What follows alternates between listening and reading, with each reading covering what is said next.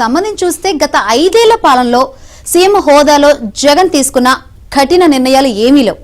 మావోయిస్టులు ఉగ్రవాదుల నుంచి ఆయనకు ముప్పు ఏదీ లేదు. అయినా సరే జగన్ తో పాటు ఆయన కుటుంబ సభ్యుల భద్రత కోసం 986 మంది పోలీసులను మోహరించారు. చంద్రబాబుకు ఎన్ఎస్జీ భద్రత ఉండడంతో ఆయనకు పోటీగా జగన్ ఎస్ఎస్జీను ఏర్పాటు చేసుకున్నారు. సముద్ర జలాలు, ఆకాశం, భూమిపై పోరాడేలా శిక్షణ ఇప్పించారు. ఇజ్రాయెల్ ఆయుధాలు తెప్పించారు.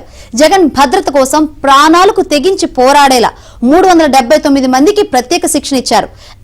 ఎస్ఎస్జీ తరహాలో యూనిఫామ్ ఏర్పాటు చేశారు. ఈ నిర్ణయం అప్పట్లో పోలీస్ శాఖలో నవ్వుల పాలైంది.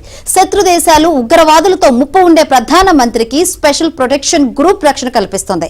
మావోయిస్టులు, సంఘ విద్రోహ శక్తుల జాబితాలో ఉండే యోగి ఆదిత్యనాథ్ లాంటి ముఖ్యమంత్రులు, రాజ్నాథ్, అమిత్ షా లాంటి కేంద్ర మంత్రులు, ఇతర విఐపీలకు ఎన్ఎస్జీ, సిఆర్పీఎఫ్ భద్రత కల్పిస్తున్నారు.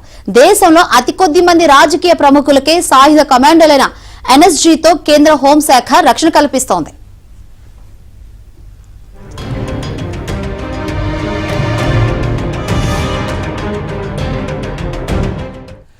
ఉమ్మడి ఆంధ్రప్రదేశ్ ముఖ్యమంత్రిగా ఉన్నప్పుడు చంద్రబాబుపై అలిపిరి వద్ద నక్సలైట్లు దాడి చేశారు. ఆ తర్వాత కేంద్ర ప్రభుత్వం ఆయనకు ఎన్ఎస్జీ కమాండోలతో సెక్యూరిటీ కల్పించింది. అయితే వారి భద్రతకు మించి జగన్ అసాధారణ భద్రత ఏర్పాటు చేసుకున్నారు. 2019లో జగన్ ముఖ్యమంత్రి అయ్యాక రాష్ట్ర పోలీసులు ఆయన సెక్యూరిటీపై సమీక్షించి 300 మంది APSP, grey hounds, armed reserve పోలీసులతో జెడ్ ప్లస్ రక్షణ ఏర్పాటు చేశారు.